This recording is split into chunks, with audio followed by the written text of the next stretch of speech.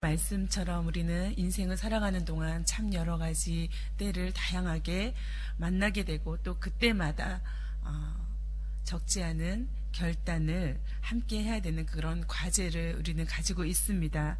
특별히 떠남에 대해서는 더욱더 그렇습니다. 정말 내가 이때 떠나야 하는 것인지 아니면 좀 더 견디고 버티고 또 머물러야 하는지 우리는 잘 분별해야 하는 것입니다. 야곱은 이제 자신이 하란을 떠날 때가 되었음을 알게 되었습니다. 자신의 재산이 점점 늘어날수록 라반의 아들들은 곱지 않은 시선으로 그를 바라보게 됐고, 그래서 모든 관계가 점점 불편해지기 시작했습니다.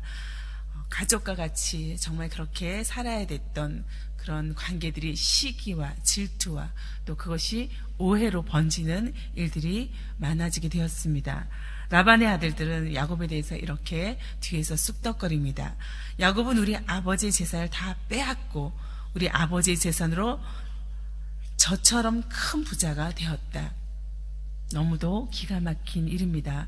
그동안 야곱이 얼마나 수고하고 애썼는지 그것에 대해서 감사하기는커녕 자신들의 것을 야곱이 빼앗은 것처럼 그렇게 배척하고 쑥덕거리는 것이 라반의 아들들입니다. 게다가 라반은 또 어떤 태도를 취합니까? 적어도 라반은 지금까지 자신을 위해서 수고했던 그 야곱을 알아주고 인정해줘야 합니다. 그러나 그마저 야곱을 보는 시선이 그 안색이 이전과 같지 않습니다.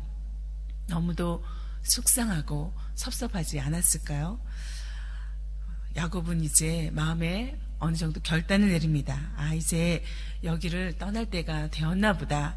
떠날 때가 되었구나. 거의 20년 넘은 시간을 보낸 하란 땅입니다. 거기서 아내와 자녀를 얻었고 큰 가족을 이루기까지 참 많은 시간을 보냈습니다. 또 자신의 젊음을 다해서 일하고 거기서 수고한 대가로 지금 어느 정도 성공이라고 할 수 있는 그런 안정적인 삶까지 왔습니다. 그런데 그 모든 것을 또다시 미련 없이 내어놓고 가야 하는 것입니다.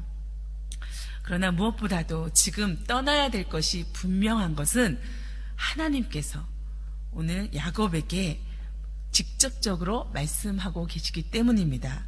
3절에 그렇게 얘기하고 있습니다. 주님께서 여호와께서 야곱에게 말씀하셨다. 너는 내 조상의 땅 너의 친족에게로 돌아가거라. 내가 너와 함께 있겠다. 이렇게 확실한 응답이 없습니다. 하나님의 분명한 메시지, 사인이 지금 야곱에게 주어진 것입니다. 그 하나님의 음성을 듣고 이제 확신을 얻게 된 야곱이 자신의 아내들인 라헬과 레아를 불렀습니다. 그리고 이 사실을 전했습니다. 이 사실을 전하는 과정 속에서 야곱의 고백이 무엇입니까? 지난 20년 동안 어떤 고난의 삶을 자기가 살아왔는지 쭉 이야기를 하게 됩니다. 그런데 이 고백 가운데 야곱이 빠지지 않고 반복적으로 하는 고백이 있습니다. 그 고백이 무엇인지 우리가 다시 한번 기울여 듣기 원합니다. 5절의 말씀을 계속해서 세 번역으로 보면은 장인 어른께서 나를 대하는 것이 전과 같지 않소. 그러나 그러할지라도 내 아버지의 하나님은 나와 함께 계셨느니라. 내 조상의 하나님이 이제껏 나와 함께 계셨소. 야곱은 그렇게 고백하고 있습니다. 6절도 마찬가지입니다. 당신들도 알다시피 나는 있는 힘을 다해서 장인 어른의 일을 해드렸어. 그러나 장인 어른께서는 나에게 주실 품삯을 10번이나 바꿔치기 하면서 지금까지 나를 속이셨어. 그런데 하나님은 장인 어른이 나를 해치지는 못하게 하셨어. 험한 시간들을 보내왔지만 하나님은 결정적으로 나를 해치는 데까지는 가지 않도록 막으셨다라고 고백합니다. 8절 이후의 말씀은 또 무엇입니까? 장인 어른께서 나더러 점 있는 것들이 자네 품삯이 될 걸세 라고 하면 가축대가 모두 점 있는 새끼를 낳았고 줄무늬 있는 것이 자네의 품삯이 될 걸세 하면 가축대가 모두 줄무늬 있는 새끼를 낳았어. 이것이 누가 행한 일입니까? 하나님께서 행한 일이라는 것입니다. 하나님은 이렇게 장인 어른의 가축대를 빼앗아서 나에게 주셨어. 그 모든 것을 빼앗아. 여기서 빼앗았다라는 것은 도로 돌려주었다라는 의미입니다. 하나님께서 본래 야곱의 소유되는 것이 마땅함을 아시고 라반으로부터 그 손으로부터 되찾아서 야곱에게 돌려주었다라는 강한 표현입니다. 하나님께서 그 모든 것을 행하셨다. 지금 반복적으로 그렇게 야곱은 고백하고 있습니다. 하나님이 나와 함께 하셨다. 이것이 고난 중에도 하나님께서 나와 함께 하셨다는 야곱의 반복적인 고백입니다. 이것이 하나님께서 행하신 일들입니다. 하나님은 고난도 허락하셨지만 그 고난 가운데 은혜도 복도 함께 허락하신 것입니다. 원하지 않은 결혼을 했지만 하나님은 그 아내들의 갈등을 통해서 많은 자녀를 얻게 하셨고, 또 자신보다 한술 더 뜨는 만만치 않은 상대를 만나서 몸과 마음이 참 많은 고생을 했지만 그 시간들을 견뎌내면서 재물을 얻는 그런 성공도 야곱에게 주신 것입니다. 하나님은 이 모든 것을 역전시키신 그런 분입니다. 하나님은 언제 어디서나 어떤 상황 속에서든 야곱과 함께 해오셨습니다. 그리고 그 하나님께서 다시 야곱에게 고향으로 돌아가라 하시면서 약속하십니다. 앞전에 읽은 3절의 말씀, 내 조상의 땅, 내 족속에게로 돌아가라. 내가 너와 함께 있으리라. 함께 있으리라. 이 말씀을 또다시 주고 계신 것입니다. 야곱은 이 모든 사실들을 아내들에게 전달하면서 이렇게 말합니다. 13절에 나는 베델의 하나님이라. 내가 거기서 기둥에 기름을 붓고 거기서 내게 서원하였으니 지금 일어나 이곳을 떠나서 내 출생지로 돌아가라 하셨느니라. 베델의 하나님, 그 하나님이 어떤 분입니까? 야곱이 정말 어디로 가야 될지 막막한 그 상황 속에서 하나님께서 만남을 주셨고 또 약속까지 분명하게 해주셨던 곳입니다. 내가 너와 함께 하겠다. 너를 떠나지 않겠다 말씀하셨습니다. 그 하나님을 향해서 야곱이 서원을 드린 곳, 그것이 베델입니다.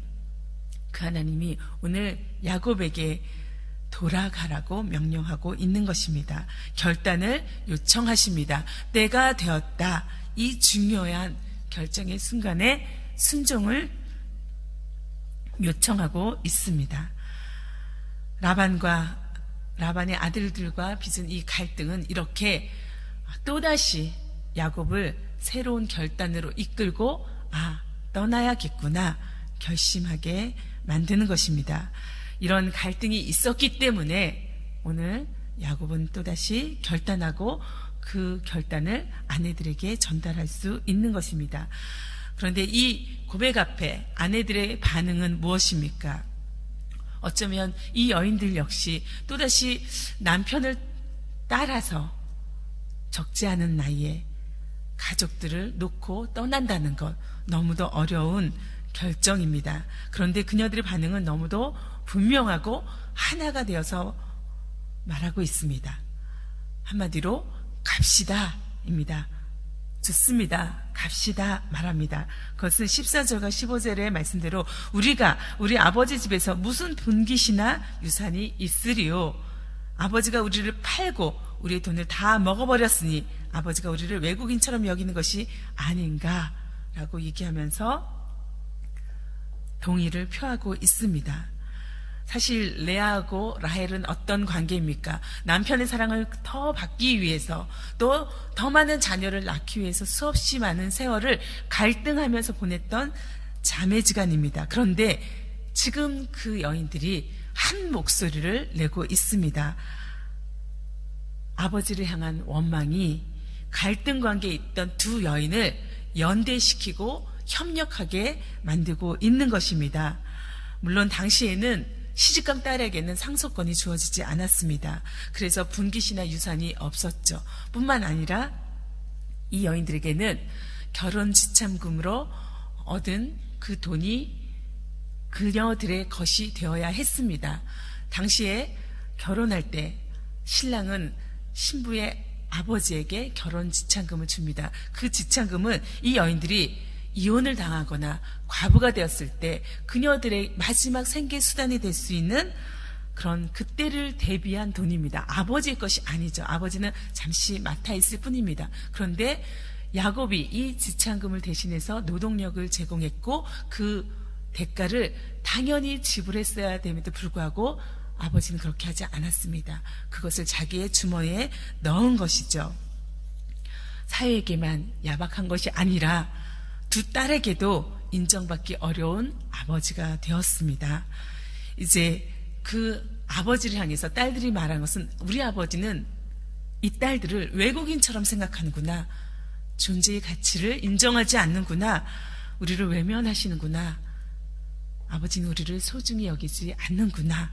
그렇게 이야기를 하는 것입니다. 그리고 그것으로 인해서 야곱에게 오늘 분명하게 촉구합니다. 15절의 말씀. 하나님이 우리 아버지에게서 취하여 가진 재물은 우리와 우리 자식의 것이니 이제 하나님이 당신에게 이르신 일을 다 준행하라. 하나님이 말씀하신 것, 하나님이 행하신 것을 당신은 그대로 준행하십시오 라고 단호하게 말하고 있습니다.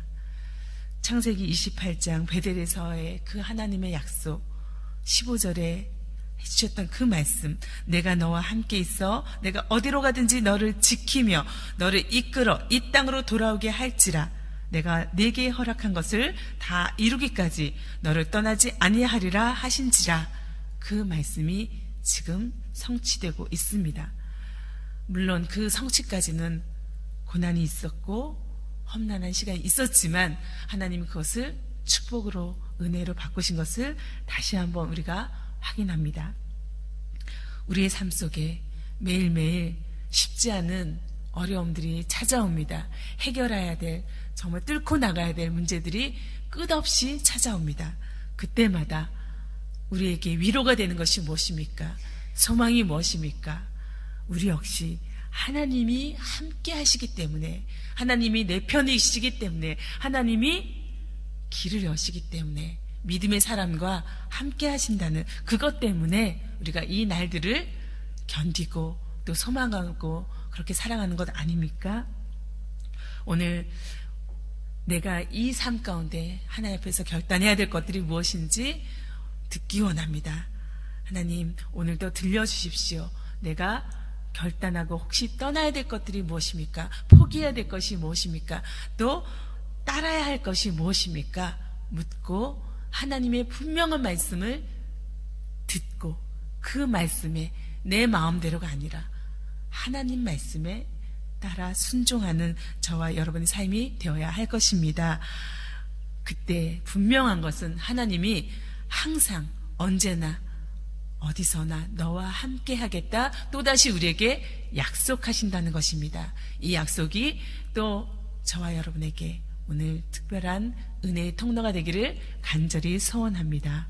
함께 기도하겠습니다. 주님, 감사합니다. 우리가 어떤 형편에 있든지 하나님께서는 우리와 함께 하시겠다고 약속하시고 모든 막혔던 길, 암담한 그 모든 상황 속에서도 길을 여시고 모든 것을 역전하시는 분이신 것을 고백합니다. 하나님, 우리에게 순종의 영을 허락하여 주시옵소서. 하나님 볼 수 있도록, 날아갈 수 있도록, 또 떠나야 한다면 떠날 수 있도록 우리가 그런 결단들이 우리 안에서 분명해질 수 있도록 음성을 들려주시고 그 음성에 우리가 순종하며 나아갈 수 있도록 오늘도 믿음을 허락하여 주시옵소서. 특별히 이 칠레 영락교회가 결단하고 나아가야 할 것들이 참으로 많이 있습니다.